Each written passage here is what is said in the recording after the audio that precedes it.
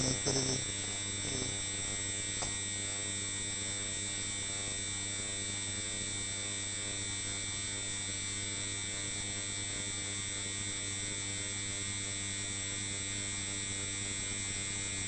हमने last class में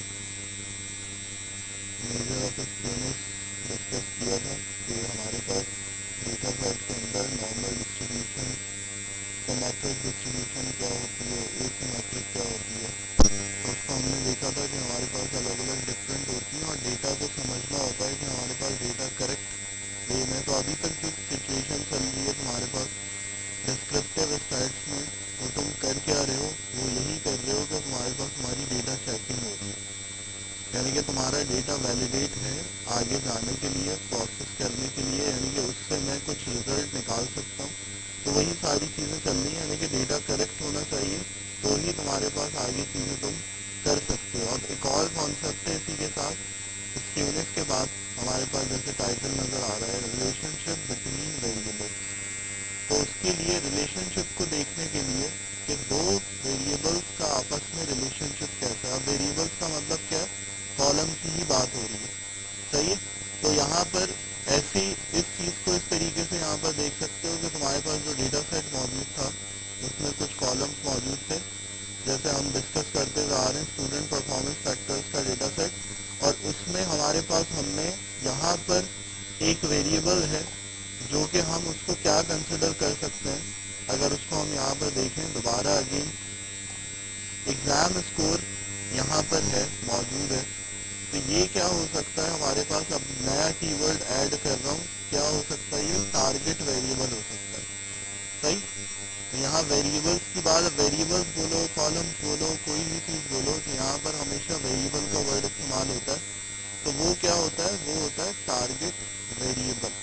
यानी कि जब प्रेडिक्शन की बात आती है, कुछ प्रेडिक्ट करना है, तो कुछ प्रेडिक्ट क्या करना है, प्रेडिक्ट हमें ये तो नहीं करना होगा कि हम यहाँ पर देखेंगे भाई मुझे पेयर इन्फ्लुएंस प्रेडिक्ट करना है, मुझे फिजिकल एक्टिविटी प्रेडिक्ट करना है, ये मैं कभी प्रेडिक्ट ही नहीं करूंगा।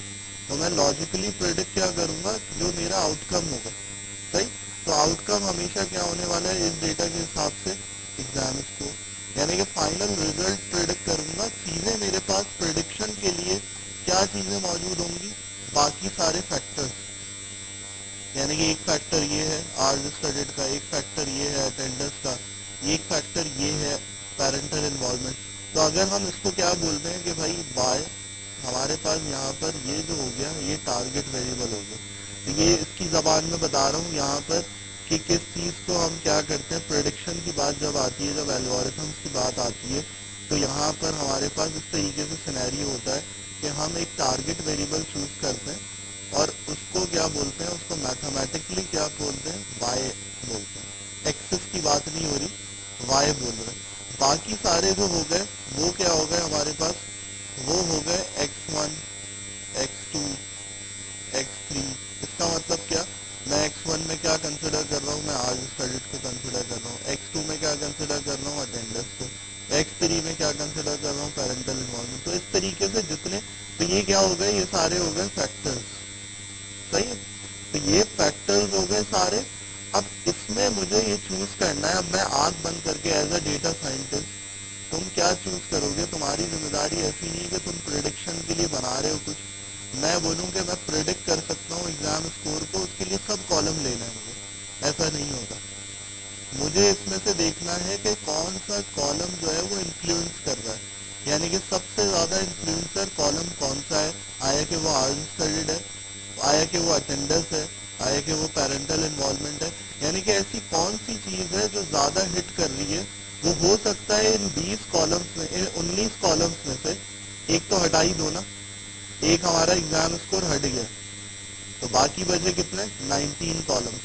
तो अब 19 के 19 कॉलम्स को रखना जो है वो क्या होगी, बेवकूफ़ी होगी, आग बंद किए हुए। क्यों, क्योंकि मुझे ये चेक करना है कि कौन सा वैलिडेट कॉलम है, आया कि उसको रखना चाहिए या नहीं रखना चाहिए। जैसा कि फर्स्ट कॉलम है आज स्टडीड, अब मैं तुक्का तो नहीं मारूंगा, मैं बोलूंगा कि अच्छा आज स्टडीड सही है, लॉजिक बन रही है, मैं एग्जाम स्कोर में इम्पैक्ट डालेगा तो डालना चाहिए उसको, नहीं, ऐसा नहीं होगा। तुम क्या करोगे, इसको चेक करोगे कि आया है कि इन्फ्लुएंस कर रहा है या नहीं कर रहा। बात समझ में आ रही है? पूरा जो कोर पैटर्न है वो समझ में आ रहा है कि भाई हमेशा जब भी प्रेडिक्शन बनाई जाती है, यानी कि वेदर फोरकास्टिंग की एग्जाम्पल है, अगर इससे नहीं समझ में आ रहा मुझे मौसम को प्रेडिक्ट करना है, तो उसके लिए कुछ फैक्टर्स होंगे ना, कि क्या ह्यूमिडिटी चल रही है, क्या आज का मौसम, तो ये फैक्टर्स हैं, कॉलम समझ लो इसको डेटा सेट में। तो अब इसमें से कौन सी ज्यादा सबसे इम्पैक्ट कर रही है कि ह्यूमिडिटी इम्पैक्ट कर रही है, सही, कोई भी चीज इम्पैक्ट कर रही है तो वो चीज क्या होगी, सबसे ज्यादा इम्पोर्टेंट होगी तुम्हारे लिए। तो यहाँ पर भी ऐसे ही है। तो अब उस चेक करने को हम क्या बोलते हैं, उस चेक करने को जो टाइटल था वो ये था, रिलेशनशिप बिटवीन वेरिएबल, यानी कि तुम वेरिएबल्स के दरमियान का रिलेशनशिप चेक कर रहे हो कि आया कि मेरे पास रिलेशनशिप किस तरीके का मौजूद है। बात क्लियर है भाई? तो यहाँ पर हमारे पास हम रिलेशनशिप किसका चेक करेंगे, आज स्टडीड किसके साथ, टारगेट वेरिएबल के साथ, यानी कि हर किसी वेरिएबल का रिलेशनशिप जो है वो हमेशा टारगेट से होगा। ऐसा नहीं होगा कि मैं क्या कर रहा हूँ, मैं इन दोनों का रिलेशनशिप देखने बैठ गया, आज स्टडीड और अटेंडेंस का, तो ये बेतुकी सी बात है। सही है, मेरा टारगेट गोल क्या है वो मुझे पता होना चाहिए, मैं प्रेडिक्ट क्या करना चाह रहा हूँ और उसके हिसाब से वैलिडेट क्या कर रहा हूँ। तो रिलेशनशिप हमेशा टारगेट के साथ हर वेरिएबल का होता है, यानी कि ये जो मैंने लिखा है इसका मतलब है x1 का y के साथ होगा, x2 का y के साथ होगा, यानी हर किसी का रिलेशनशिप चेक किया जाएगा हमेशा टारगेट वेरिएबल, यानी कि क्या प्रिडिक्ट होने वाला।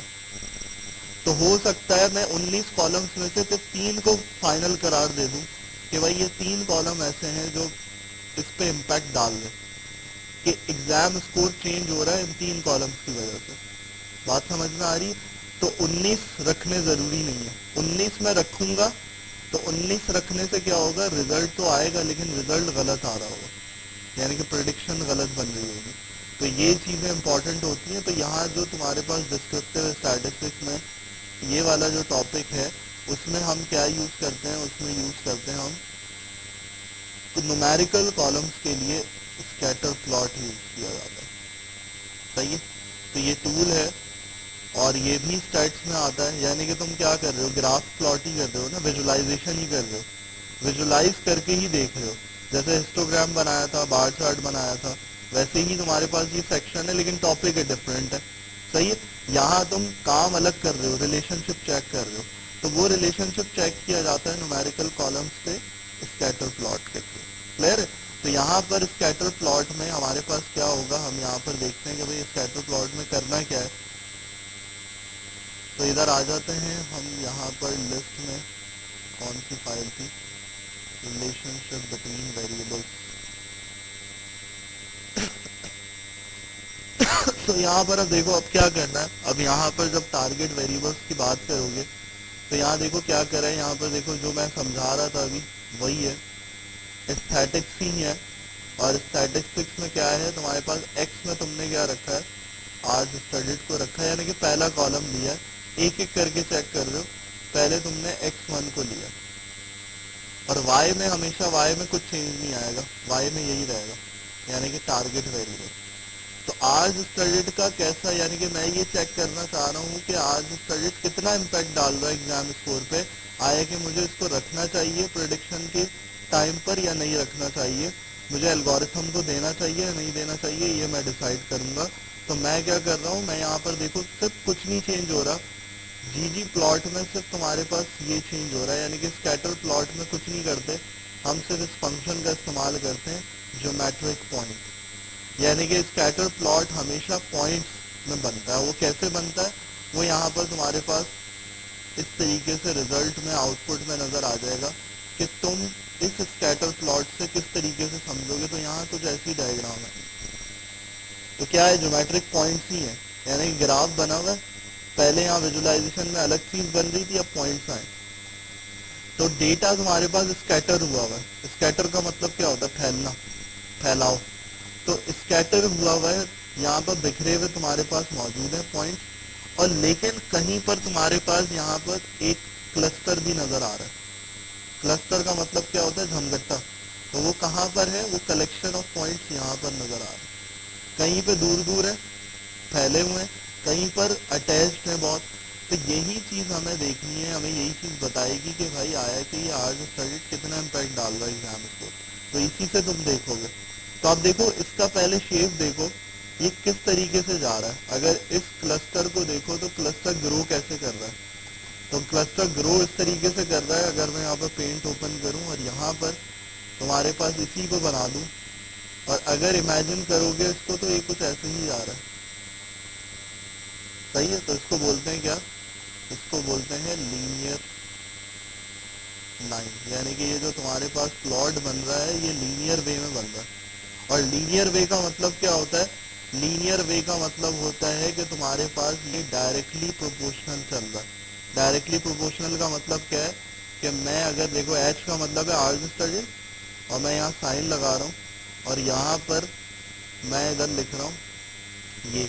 डायरेक्टली प्रोपोर्शनल का मतलब होता है कि अगर ये बढ़ेगा तो ये भी बढ़ेगा।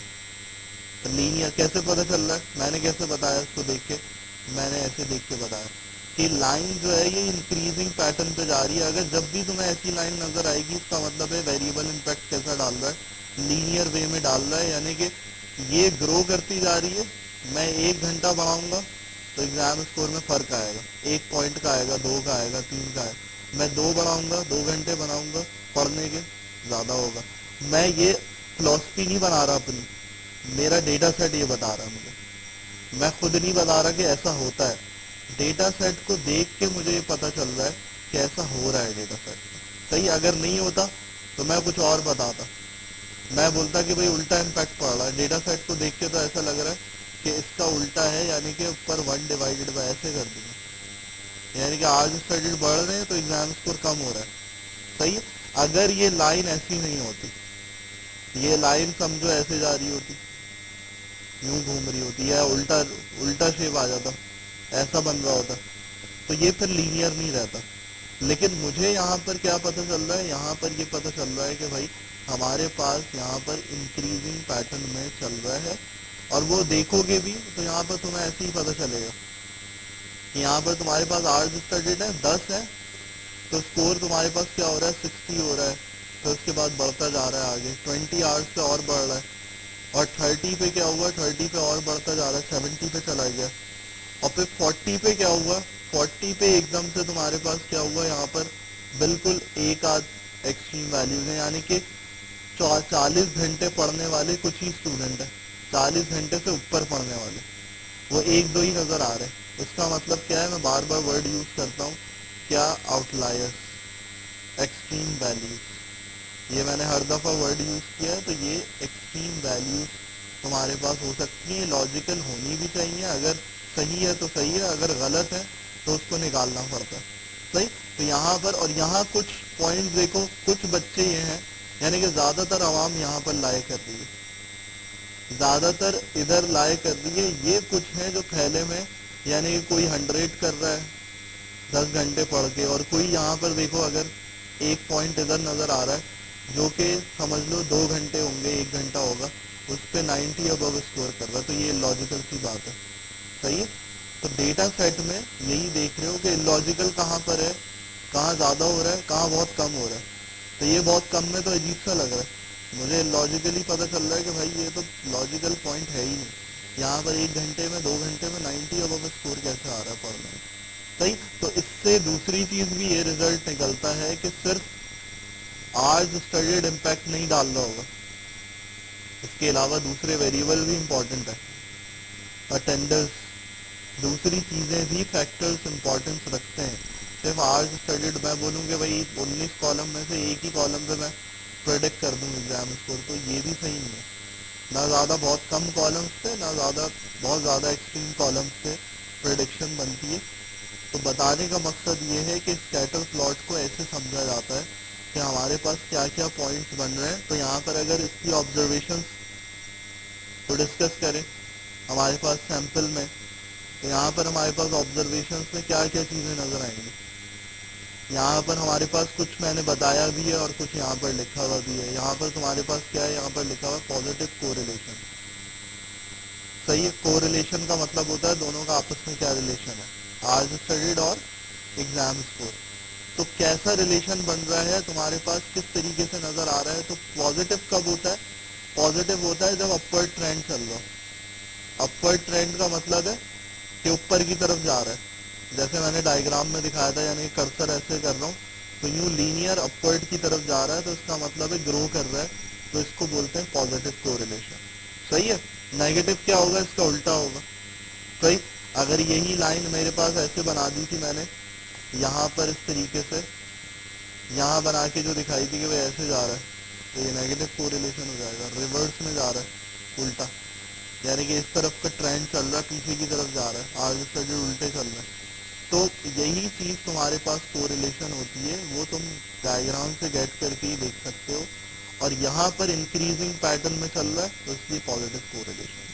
सही। तो कीवर्ड क्लस्टर ऑफ डेटा, ये भी अभी मैंने डिस्कस किया था कि डेटा का क्लस्टर जो है वो कहाँ पर तुम्हें नजर आ रहा था, एक बंच नीचे नजर आ रहा था, जो डायग्राम में तुम्हें इधर कहाँ पर नजर आ रहा है, ये पूरा क्लस्टर, ये पूरा क्लस्टर तुम यहाँ पर बोलोगे, और इसी पे जब भी फोकस रखा हुआ, ज्यादा आवाम यहाँ पर है, तो इधर फोकस रख के क्या करोगे, पॉपुलेशन पे फोकस रख के तुम अपना रिजल्ट बनाओगे, इसी से डिसीजन लोगे। सही। तो यहाँ पर तुम्हारे पास यहाँ चीजें कुछ रिजल्टेंट निकल के आ रही हैं कि क्या हो रहा है। जैसे मैंने कुछ पॉइंट्स डिस्कस किए थे कि भाई यहाँ पर देखो गलत लग रहा है तुम्हें, इधर यहाँ गलत लग रहा है, 40 घंटे से ज्यादा, बहुत ज्यादा पढ़ने पे यहाँ कुछ लग रहा है लॉजिकल। सही। तो इधर ये वाली चीजें तुम्हारे पास क्लस्टर बताएगा कि कहाँ पर स्कैटर हुआ हुआ है, फैला हुआ है, कहाँ पर मजमा भरा हुआ है।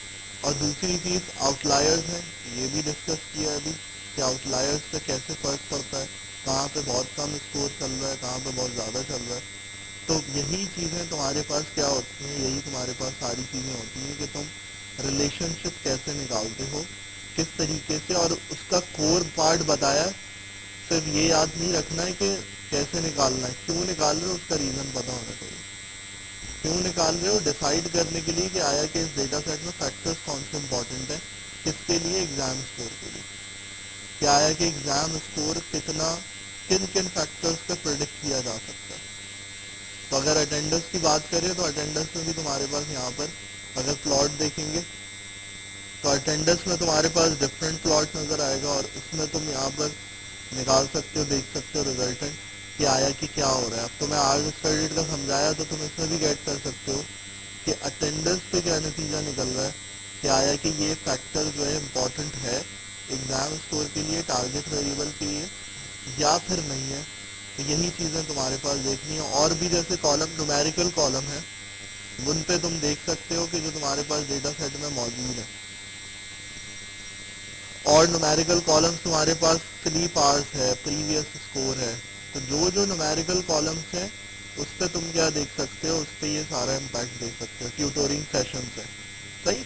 तो इनसे क्या पता चलेगा, इन फैक्टर्स को रखना है या नहीं रखना, उन सारी चीजों का तुम्हें यहाँ पर पता चल रहा होगा। क्लियर है।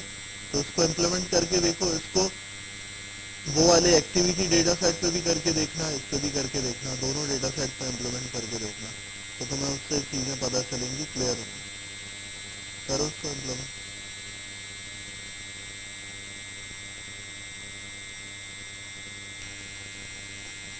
अच्छा, अब देखो हमारे पास जैसे मेजर ऑफ एक्सट्रीमिस्ट से पहले मेजर ऑफ सेंट्रल टेंडेंसी हमने डिस्कस किया था, उसमें हमने मीन मीडियन मोड डिस्कस किया था, और उसका कुछ रीजन हमने चेक किए थे कि हम क्या क्या कर सकते हैं उसमें, किस तरीके से हम सारी चीजें उसमें इस्तेमाल उसको कर रहे थे। इसी तरीके से हमारे पास मेजर्स ऑफ वेरिएबिलिटी होती है। और मेजर्स ऑफ वेरिएबिलिटी का मतलब होता है, वेरिएबल का मतलब क्या होता है, चेंज होना। और वेरिएबल को वेरिएबल क्यों कहते हैं, क्योंकि उसमें वैल्यू चेंज होती रहती है। तो इसका मतलब क्या है, इसका कुछ अलग मतलब है थोड़ा सा, कि वेरिएबिलिटी क्या है, कि कितना तुम्हारा डेटा चेंज हो रहा है। यानी कि इसको डेटा के एस्पेक्ट से बात करोगे तो डेटा में चेंजेस कैसी आ रही है, तो उसको मेजर करना है। उसको वैल्यूज से कैसे पता किया जा सकता है, तो उसके लिए हमारे पास यहाँ पर क्या होती है, यहाँ पर हमारे पास कुछ मेजर्स मौजूद है, मेजर्स ऑफ वेरिएबिलिटी। और इसमें से कुछ चीजों का तुम्हें पता भी है, जैसे मीन मीडियन मोड का पता था, ऐसे ही तुम्हें स्टैंडर्ड डेविएशन का पता होगा, मैट्रिक में निकाला भी होगा, लेकिन क्यों निकाला इसका पता नहीं होगा। वैल्यूज निकालते होगे, लेकिन क्यों निकाली, ये वेरिएंस, स्टैंडर्ड डेविएशन, रेंज, ये सब कैलकुलेट किया होगा, ये सब मौजूद है। मैट्रिक वगैरह की मैथ्स की बुक्स में। तो अब यहाँ पर इसको हम वेरिएबिलिटी भी कह सकते हैं और डिस्पर्जन भी कह सकते हैं। और उसका मतलब क्या होता है, स्प्रेडनेस, कि तुम्हारा डेटा कितना फैला हुआ है और कितना तुम्हारे पास कम श्रिंक हुआ हुआ है, तो उसको तुम इन वैल्यूज से अंदाजा लगा सकते हो। अब डेटा साइड में हमारे पास वही सारी चीजें, जो एग्जाम्पल जो अभी तक हम डिस्कस कर रहे हैं। तो अब यहाँ पर देखो, यहाँ पर हमारे पास कुछ मौजूद है, एवरेज डेविएशन है, वेरिएंस है, स्टैंडर्ड डेविएशन है, रेंज है, क्वार्टाइल डेविएशन है, सही। तो यहाँ हमारे पास आगे चलते चलते हमारे पास सबसे पहली चीज कि भाई इसमें और क्या क्यों हेल्प करती है ये, तो variability impact model selection and performance. यानी कि तुम क्या कर सकते हो, इसको क्यों चेक कर रहे हो, इसको इसलिए चेक कर रहे हो कि जब तुम्हें मॉडल सिलेक्ट करना होता है, मॉडल का मतलब क्या है, एल्गोरिथम, कि हमारे पास कौन सा एल्गोरिथम लगाया जाए मशीन लर्निंग में, डेटा साइंस में।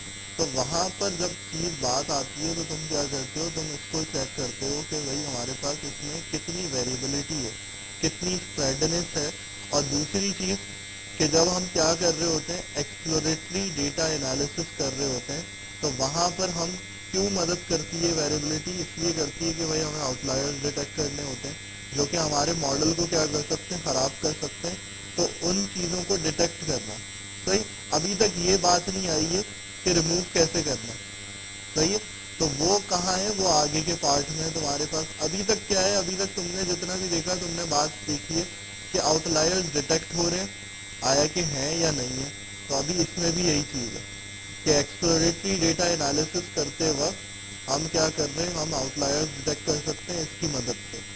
यानी कि ये जो टूल्स हैं, मेजर्स ऑफ वेरिएबिलिटी है, इससे स्प्रेडनेस देखी जा सकती है, इससे आउटलायर्स का पता लगाया जा सकता है। और वो कैसे लगाया जा सकता है, उसकी एग्जाम्पल यहाँ पर मौजूद है।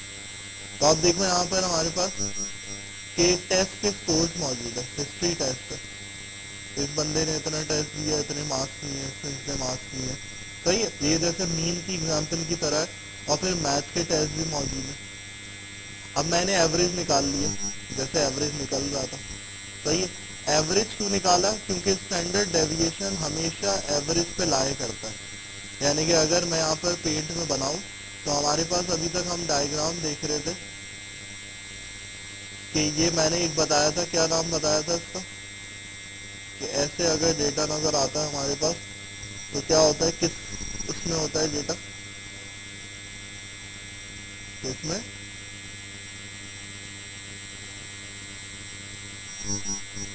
नॉर्मल डिस्ट्रीब्यूशन, यानी कि जिसको हमने बोला सिमेट्रिक, नॉर्मल डिस्ट्रीब्यूटेड डेटा था। और इसकी क्या क्वालिटी बताई थी कि अगर नॉर्मल डिस्ट्रीब्यूटेड होता है कोई डेटा, तो क्या करना है, वो बैलेंस डेटा होता है या नहीं होता,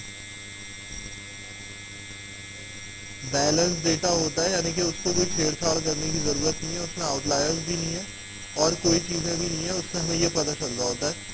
तो यहाँ बात बताने का मकसद ये है कि जब यहाँ मेजर ऑफ वेरिएबिलिटी की बात आ रही है, तो यहाँ अगर एग्जाम्पल लें स्टैंडर्ड डेविएशन की, वेरिएंस की, तो ये डिपेंड किस पे करते हैं, ये डिपेंड करते हैं किस पे, मीन पे। तो ये किससे बात निकली है, ये उससे बात निकली है कि यहाँ पर मैंने एवरेज देखा था, तो एवरेज को बता रहा हूँ कि वह एवरेज क्यों निकला हुआ है।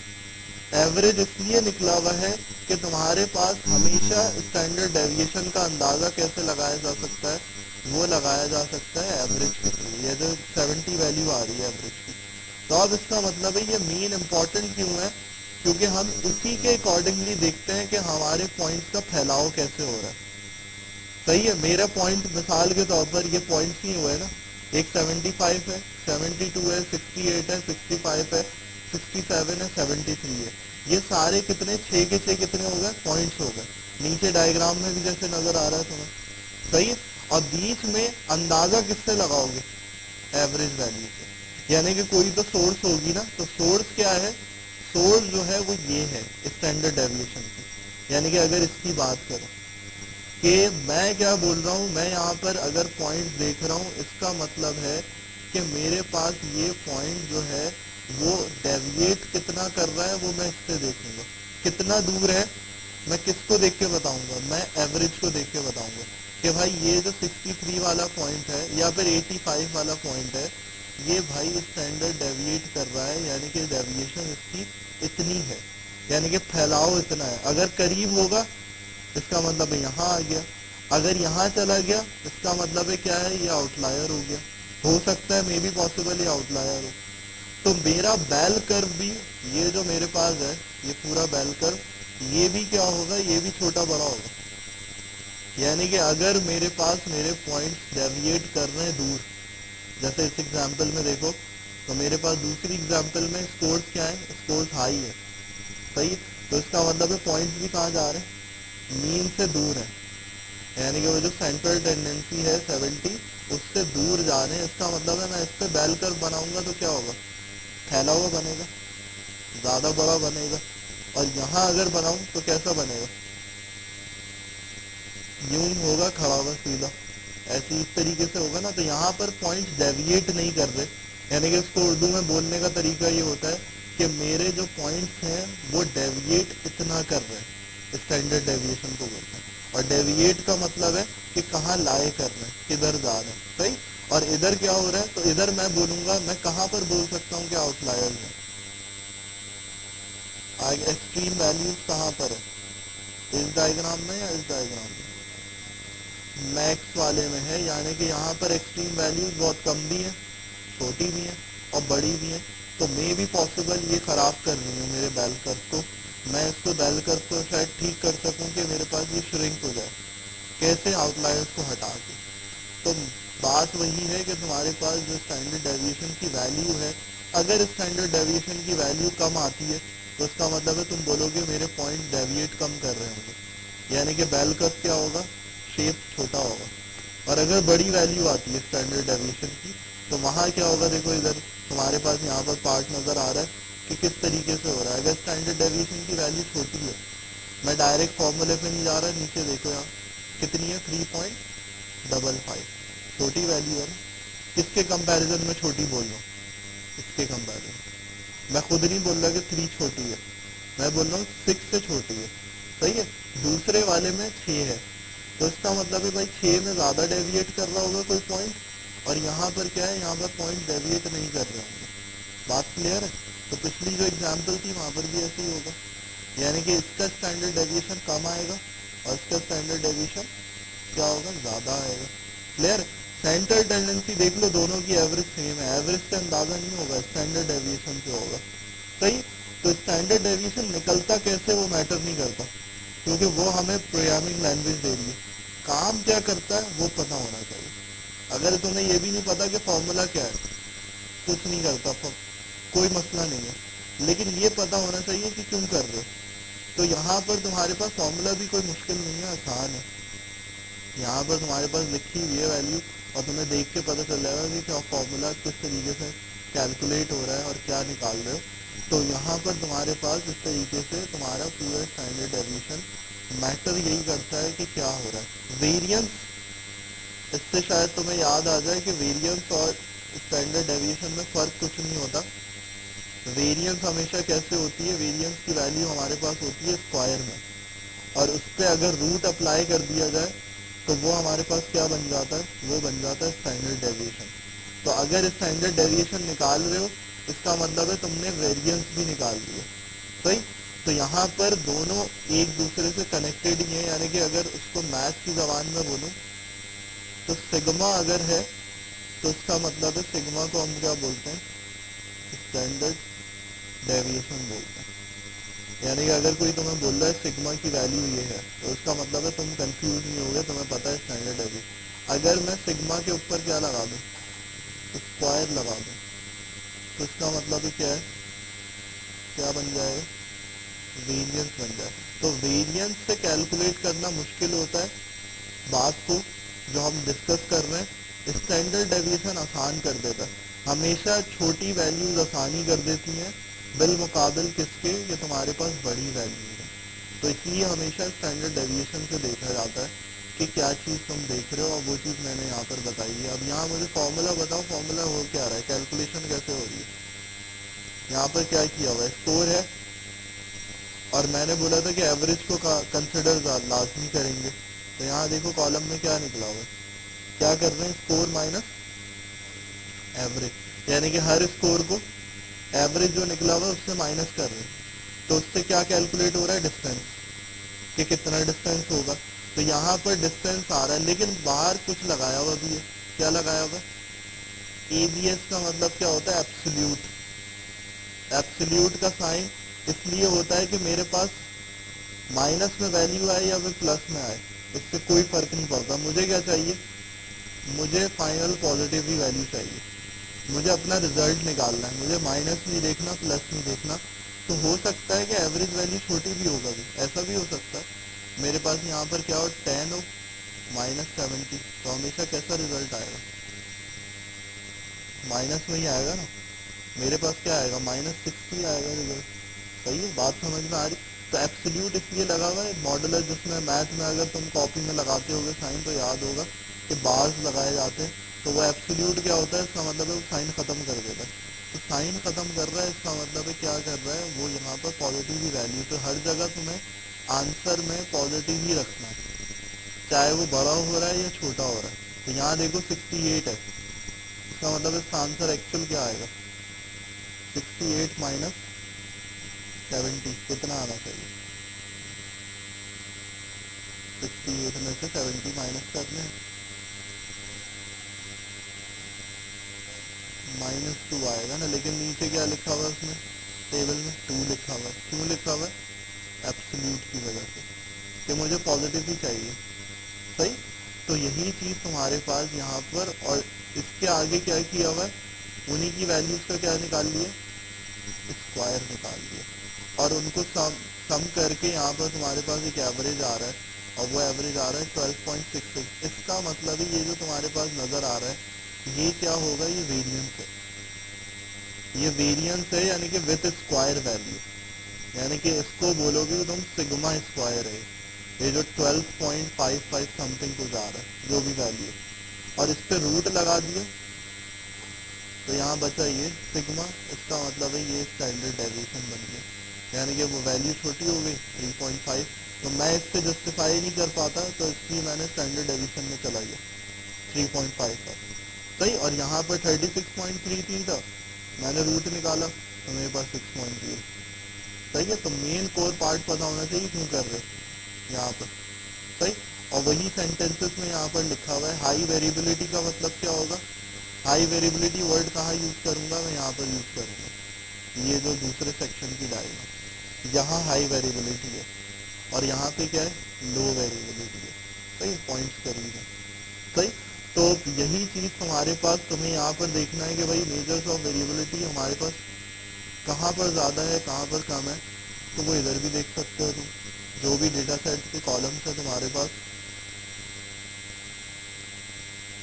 सही। तो हमारे पास डेटा सेट में हमने क्या किया था, हमने यहाँ पर कुछ वैल्यूज निकालनी है।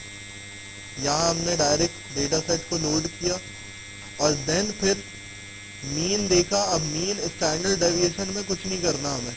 यहाँ देखो क्या लिखा हुआ है, एसडी का फंक्शन लगा हुआ है। तो मुझे कुछ नहीं करना, दिमाग नहीं लगाना कि क्या लिखा हुआ है, मुझे सिर्फ वैल्यू देखनी है और उस वैल्यू से जस्टिफाई करना है कि आया कि इसमें वेरिएबिलिटी है या नहीं है। सही।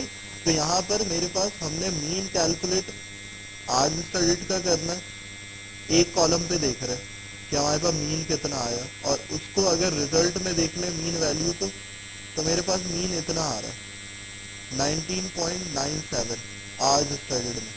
इसका मतलब है ये क्या हो गई, ये मेरी सेंट्रल वैल्यू हो गई, जिससे ये अंदाजा लगाया जाएगा कि कितना पॉइंट डेविएट कर रहा है, कहाँ है, कितना दूर है, कितना करीब है। सही। दूसरी चीज कि ये इसके अंदर खुद फॉर्मूले में होगा, जो भी होगा फॉर्मूला हमें उसकी परवाह नहीं है। हमने क्या किया, हमने स्टैंडर्ड डेविएशन की वैल्यू देखी, और स्टैंडर्ड डेविएशन की वैल्यू देखी तो यहाँ पर हमारे पास फाइनल रिजल्ट में आ गई क्या, 5.99। सही। तो इसका मतलब है कि मेरे पास यहाँ पर ज्यादा डेविएट नहीं कर रहे होंगे, छोटी वैल्यू है। अगर ये बड़ी आती, मेरे पास होती 12, 20, तो मैं बोलता है कि ये बेल कर्व फैला हुआ होगा। इसका मतलब है इसमें बहुत ज्यादा एक्सट्रीमस वैल्यू मौजूद होंगी, ऐसा हो सकता है। तो मेजर ऑफ डिस्पर्जन ज्यादा होगी। यहाँ क्या है, यहाँ पर तुम्हारे पास मेजर ऑफ डिस्पर्जन कम है, और उसको तुम कैसे देख सकते हो, उसको हमने किससे देखा था, हिस्टोग्राम से बना के देखा हुआ है। हिस्टोग्राम में तुम्हारे पास नॉर्मल डिस्ट्रीब्यूटेड डेटा शो हो रहा था। तो यही चीजें तुम्हें ये बता रही हैं। और वेरिएंस क्या है, वेरिएंस भी निकाल सकते हो। तो वेरिएंस के लिए हमारे पास VAR का फॉर्मूला है, यानी कि एक एक लाइन में तुम्हारे पास फॉर्मूलेज हैं, लेकिन थ्योरेटिकल पार्ट तुम्हें पता होगा तो तुम कुछ काम कर सकते हो। निकालना कोई बड़ी बात नहीं है, तुम्हें पता होना चाहिए। तो यहाँ देखो क्या आ रही है, 35.88। तो इससे मैं जस्टिफाई नहीं कर सकता। जब भी मैं किस पे गया हूँ, जब भी मैं इस पे गया हूँ, यानी कि इसको देखो, ये इसका रूट ही है, यानी कि ये वेरिएंस का रूट निकालोगे तो 5 आएगा, 5.99 समथिंग आएगा। सही।